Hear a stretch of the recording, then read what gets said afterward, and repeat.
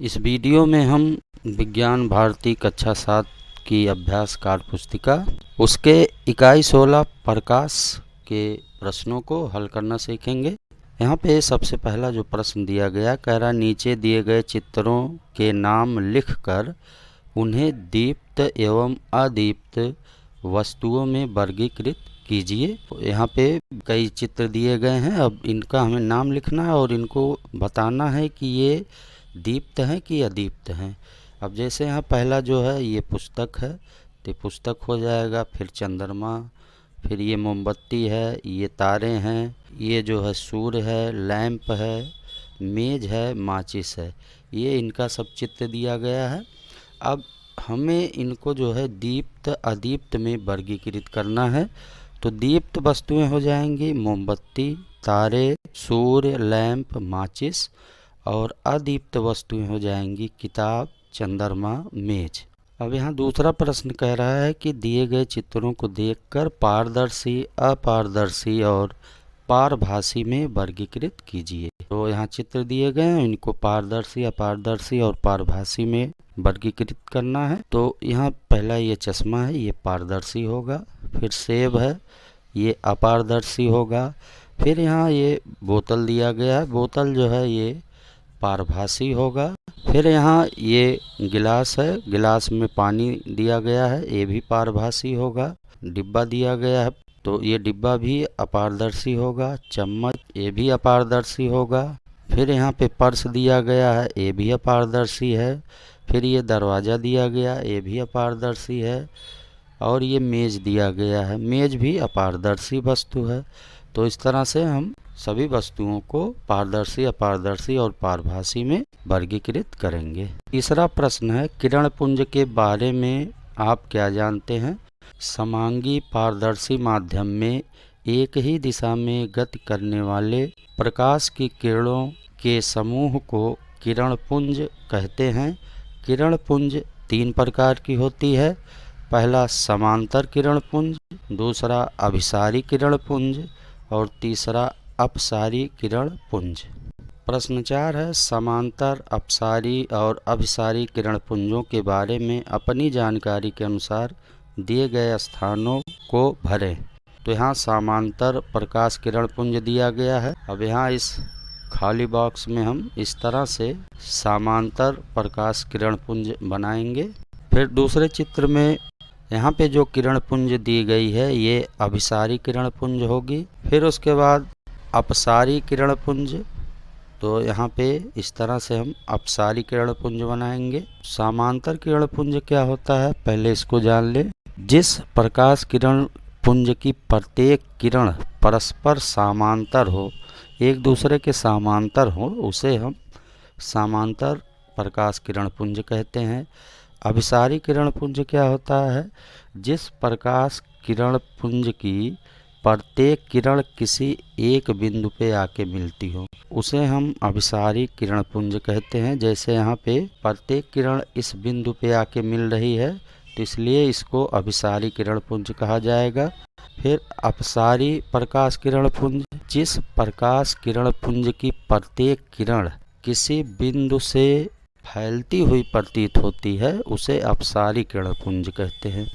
जैसे इस चित्र में यहाँ से इस बिंदु से प्रत्येक किरणें जो है निकलती हैं और फैलती जा रही हैं, इसलिए इस किरण पुंज को हम अपसारी प्रकाश किरण पुंज कहेंगे। फिर आगे कह रहा है ये भी जाने, जब कोई प्रकाश की किरण किसी सतह से परावर्तित होती है तो वही कोण बनाते हुए वापस आती है जिस कोण से वह सतह से टकराती है।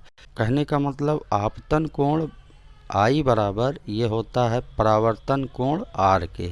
प्रश्न 5 है स्केल का प्रयोग करके निम्नलिखित किरण आरेखों को पूरा कीजिए।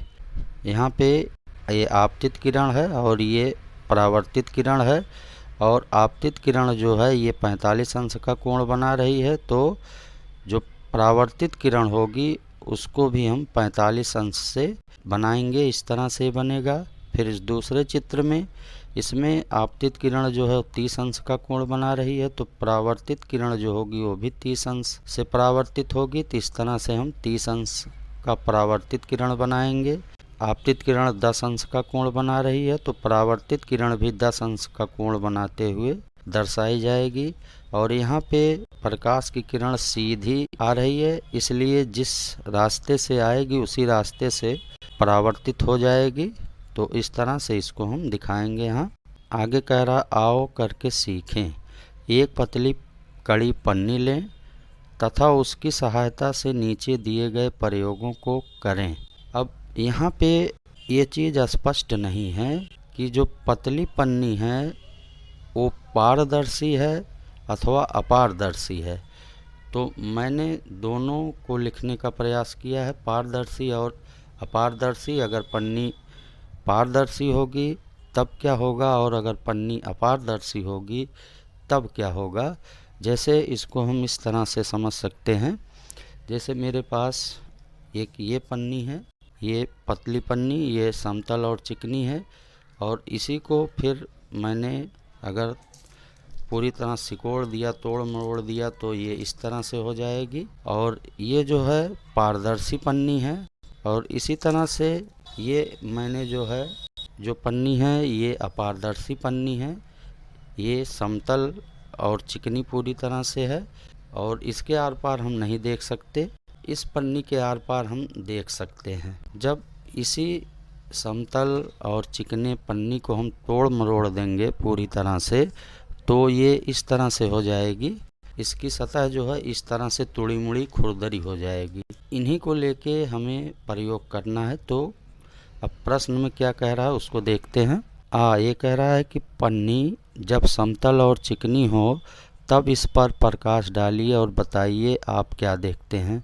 तो इसका उत्तर होगा, समतल और चिकनी पन्नी पर जब हम प्रकाश डालेंगे तो प्रकाश पूरी तरह से पन्नी के पार हो जाएगा। और अब दूसरी स्थिति में यदि पन्नी अपारदर्शी होगी तो प्रकाश का नियमित परावर्तन होगा। इसको हम इस चित्र के माध्यम से समझ सकते हैं। यहाँ पे जो ये सतह दिखाई गई है ये चिकनी और समतल सतह है। इस पे प्रकाश की किरणें पड़ रही हैं और सीधे परावर्तित हो जा रही हैं। तो ऐसा जो परावर्तन होता है इसको हम नियमित परावर्तन कहते हैं। जब सतह जो है वो चिकनी और समतल होती है तब प्रकाश का नियमित परावर्तन होता है।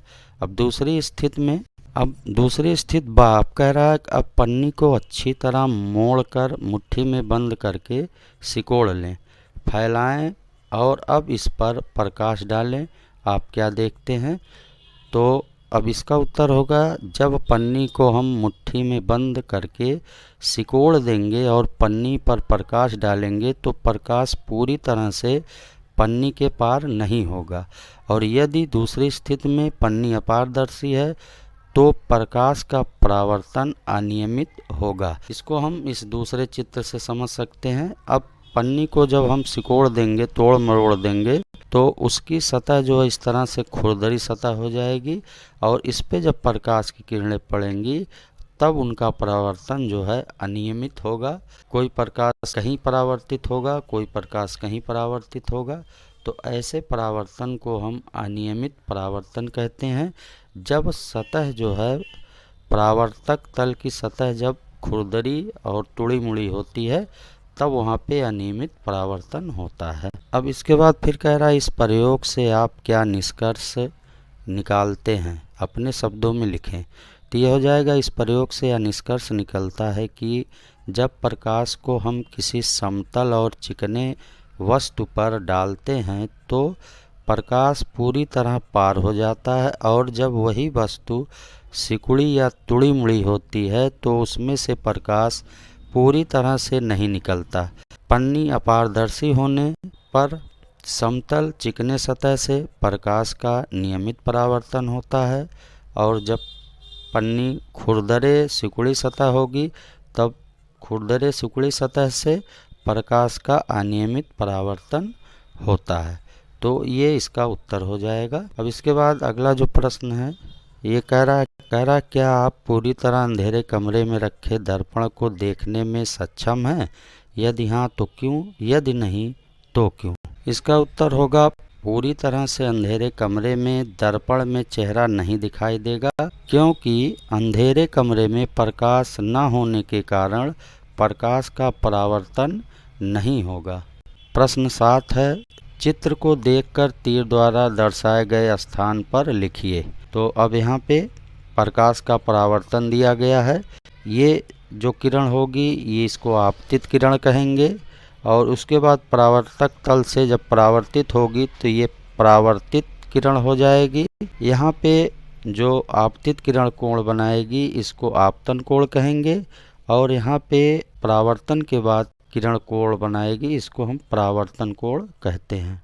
प्रश्न 8 है, 3 विद्यार्थी राम, श्याम और पूजा मोमबत्ती की लौ को चित्र में दी गई आकृतियों के पाइपों से देखते हैं। तीनों में से कौन मोमबत्ती की लौ को देख पाएगा? तो यहाँ पे राम जो है इस तरह की पाइप लिए है, श्याम ऐसे पाइप लिए हुए है, और पूजा जो है एक सीधी पाइप ली है। तो मोमबत्ती की लौ को पूजा ही देख पाएगी, राम और श्याम नहीं देख पाएंगे। तो पूजा जो होगा ये सही होगा। फिर यहाँ प्रकाश का परावर्तन दिया है। कह रहा है राजू और मीना की स्कूल से छुट्टी हुई, माँ ने खीर बनाई थी, इसीलिए राजू को घर जाने की बहुत जल्दी थी। वह कम से कम दूरी तय करके जल्दी से घर पहुंचना चाहता था। राजू और मीना ने घर जाने के लिए चित्र में दिखाए गए 2 रास्तों का चयन किया। अब यहाँ पे ये स्कूल है और ये घर है। राजू स्कूल से सीधे घर जा रहा है और मीना जो इस तरह से घूम के स्कूल से घर जा रही है। अब यहाँ पे कह रहा है मीना और राजू में से किसको घर जाने में कम समय तथा ऊर्जा लगेगी? तो इसका उत्तर होगा राजू को घर जाने में कम समय तथा ऊर्जा लगेगी। फिर कह रहा राजू का व्यवहार तथा चुना गया रास्ता प्रकाश के किस गुण को प्रदर्शित करता है? यहाँ पे 4 विकल्प दिए हैं। पहला विकल्प प्रकाश 7 रंगों से मिलकर बना है। दूसरा प्रकाश सरल रेखा में चलता है। तीसरा प्रकाश वक्र मार्ग में गमन करता है। चौथा प्रकाश सरल रेखा में गमन नहीं करता है।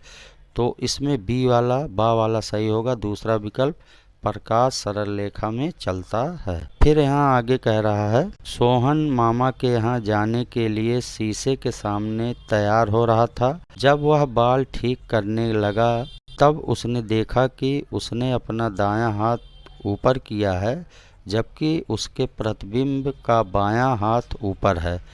उसने यह भी देखा कि उसकी टी शर्ट पर लिखे हुए अंग्रेजी भाषा का शब्द रेड उसे उल्टा दिखाई पड़ रहा।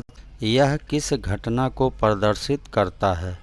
तो यहाँ 4 विकल्प है। पहला प्रकाश का परावर्तन, दूसरा प्रकाश द्वारा प्रतिबिंब का बनना, तीसरा प्रकाश का पार्श्व परिवर्तन, चौथा प्रकाश का पारगमन। तो इसमें सा वाला विकल्प सही है, प्रकाश का पार्श्व परिवर्तन। फिर आगे प्रश्न है कार, बस या ट्रक के पश्च दृश्यक में हम तल दर्पण की जगह समतल दर्पण का उपयोग क्यों नहीं कर सकते हैं? तो यहाँ पे विकल्प दिया गया है कि समतल दर्पण महंगे होते हैं, समतल दर्पण में पार्श्व परिवर्तन होता है, जल्दी टूट जाते हैं। तो यहाँ बा वाला विकल्प ये सही है, समतल दर्पण में पार्श्व परिवर्तन होता है। फिर कह रहा आओ करके सीखें। 2 समतल दर्पण लें, उनको एक दूसरे के समांतर रखें। अब इन दोनों के मध्य एक जलती हुई मोमबत्ती या कोई भी वस्तु रखें। आप इस मोमबत्ती के कितने प्रतिबिंब देख पाते हैं? तो इसका उत्तर हो जाएगा 2 समतल दर्पणों के बीच रखी वस्तु का अनंत चित्र बनेगा। फिर यहाँ 12वां प्रश्न है अंग्रेजी वर्णमाला के निम्नलिखित अक्षरों को देखकर उत्तर दें। तो यहाँ कुछ अक्षर दिए गए अंग्रेजी के ABEHLMWJOXC और Z। तो पहला कह रहा है यहाँ पार्श्व परिवर्तन प्रतीत होता है, तो ये हो जाएगा BELJC और Z। इन सभी अक्षरों में पार्श्व परिवर्तन होता है और पार्श्व परिवर्तन प्रतीत नहीं होता। तो इसका हो जाएगा AHMWO और X। तो इस तरह से आज की इस वीडियो में हमने प्रकाश के प्रश्नों को हल किया। आज की इस वीडियो में बस इतना ही। वीडियो देखने के लिए धन्यवाद।